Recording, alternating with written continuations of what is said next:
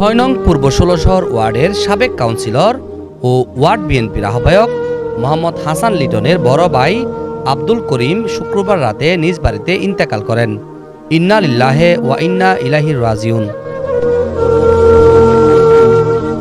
মরহুম আব্দুল করিমের নামাজের জানাজা পূর্ব ষোলশহর খাজা রোড বাদামতল খয়রাতি ওয়াসিয়া আহমদিয়া জামে মসজিদে অনুষ্ঠিত হয়। পরে পারিবারিক কবরস্থানে মরহুম আব্দুল করিমের দাফন সম্পন্ন হয়।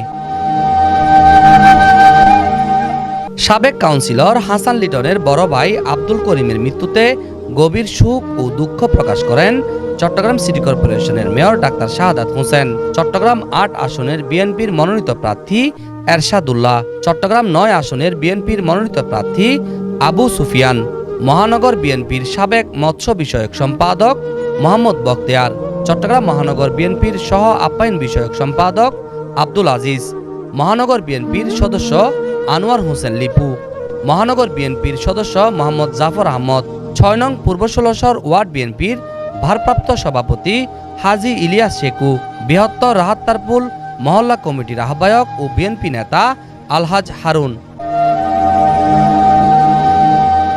মহানগর যুবদলের সাবেক সহসভাপতি হামিদ, চাঁদগাঁও থানা যুবদলের সাবেক আহ্বায়ক গুলজার হোসেন, যুবদল নেতা মোহাম্মদ মুরাদ সহ বিএনপি যুবদল, স্বেচ্ছাসেবক দল ও অঙ্গ সংগঠনের নেতৃবৃন্দ।